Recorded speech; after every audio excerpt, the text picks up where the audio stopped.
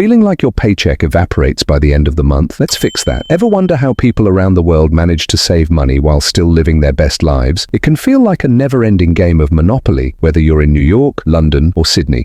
There's no money.